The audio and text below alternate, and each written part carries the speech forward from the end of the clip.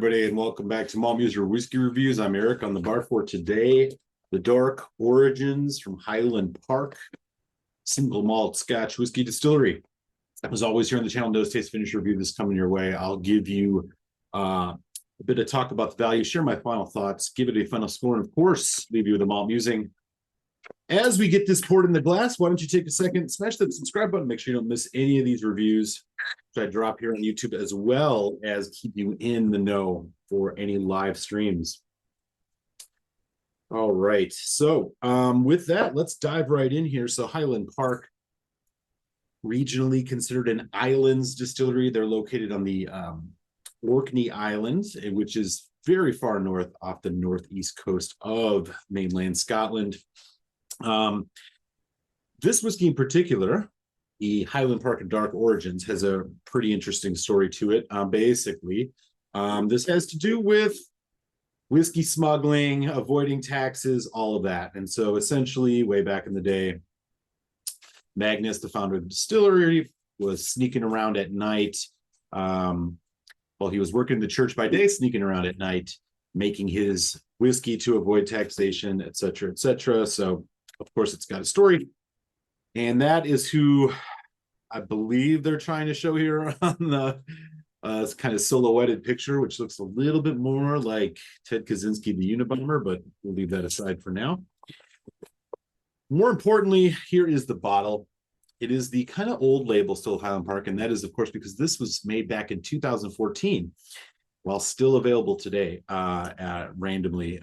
You can find it around, which we'll get into a little bit later, but it is that old label, a completely opaque black painted glass bottle here, so you really can't see the fill level.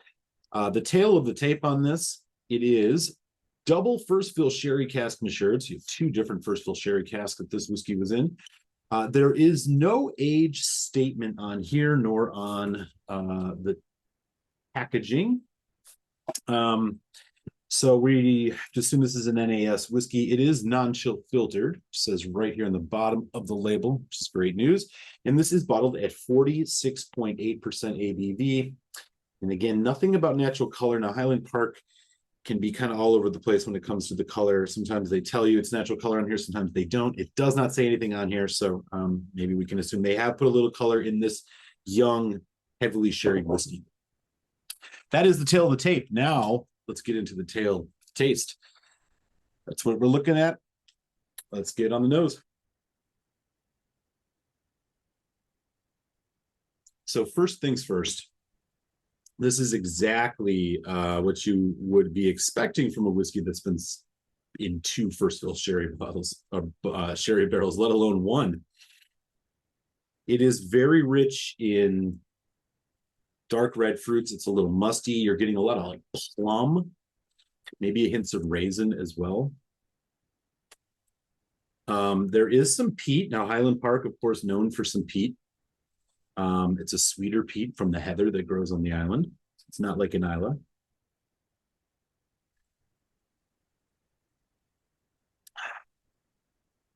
Really, as you dig into this, it's more and more dark fruit, a little bit of that kind of cherry, dark cherry, almost borderline cherry cough syrup note. A bit on the cloying side. It's deep. It's pretty rich. And that little hint of sharp peat on the edge, maybe a little bit of alcohol as well, kind of accenting this. So this is definitely on the fruity and spicy side. Try anything else? Really? Okay, let's give this a taste. Cheers, lunch.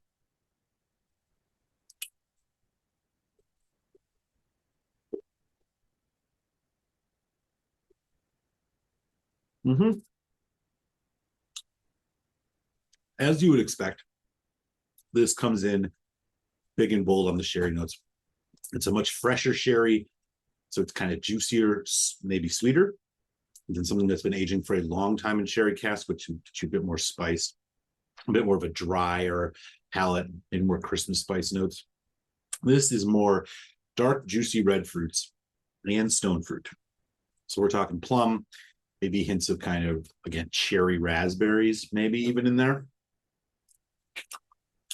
There's a hint of dark caramel, maybe even dark brown sugar. And as it kind of develops on the palate, it dries out a bit and really kind of loses some of its essential big flavors. You're left with hints of that kind of peat smoke. It's almost a sweet, sour, sweet, bitter thing kind of going on here. The bitterness is subtle, but it's there. You're not detecting a lot of that kind of Highland Park character, that kind of honeyed note, sweeter toffee kind of lighter sherry notes. Obviously not the case here. The peat is a bit sharp and abrasive, and it's more peat than smoke. And it does have a bit of an alcohol kind of quality to it, along with a bit of a lemon citrus. So that back end is drier, citrusy, almost with like a sharp lemon pith. And again, this kind of alcohol notes, peat. Okay. Let's do a taste here with some water. And again, this is 46.8% ABV, which is a nice ABV. You'd expect this at minimum, hopefully, from any whiskey. Unfortunately, that's not reality, but I'm going to do about 4 drops of water here. Let's see if this opens up a bit. Okay, here we go.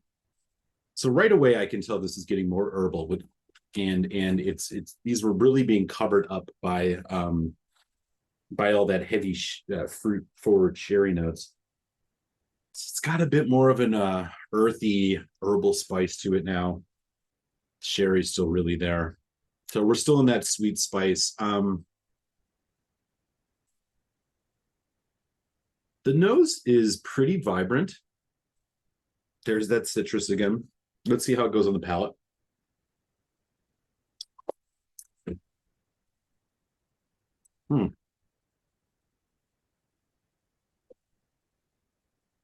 Okay. Good news. The water has brought a little more stability to this. It's a much more gradual shift into the finish now. Not quite as oaky dry, a bit more of those darker fruits coming through. I'm starting to get a little of that vanilla, kind of sweet honeyed barley note that I tend to get in Highland Parks. It's starting to show up a little bit. It's not a very well-defined note, but it is there. More dark chocolate now. Again, that peat and that alcohol note have chilled out a little bit, which is actually working pretty well here. But yeah, lots of fresh sherry, stone fruit driven flavors. That's really the big news on this whiskey, which is no surprise since it's double first fill. Okay. Now let's talk about price. So this is a whiskey, if you can find it still. I am reviewing it here in 2023. This has been, I think, was originally out in 2014. It is discontinued because I guess they say of the high demand behind it. And I can understand why this was a popular whiskey. You can still find this here and there sitting on shelves, sometimes online. You're going to look at a very wide price range, anywhere from, I think the lowest I've seen is around $75 to upwards of a bit over $100, sometimes much more than that, by folks trying to take advantage of its scarcity. I would say the average price, you're going to probably be looking right in that 100 range, give or take. And so accordingly, right around there, what would be the value mark on this? This is like a medium to medium low value for me.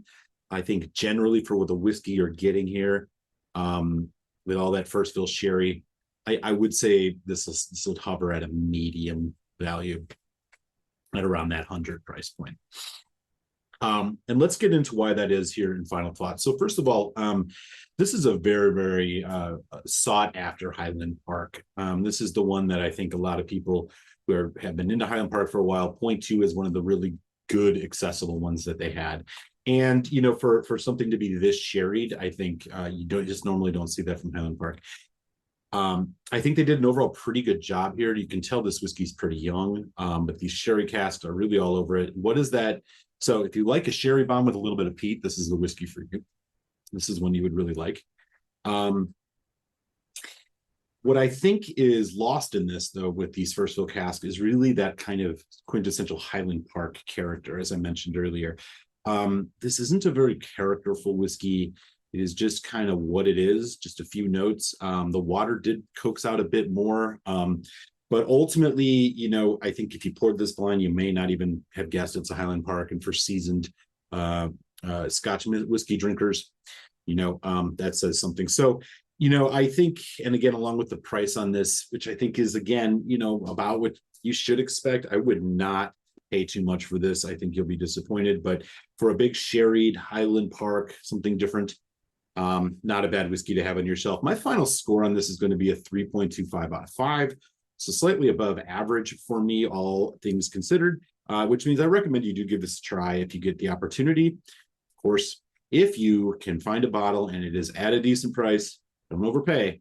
Unless you really want this, go ahead and snag that up. Let me know your thoughts below. Have you had Highland Park's Dark Origins before?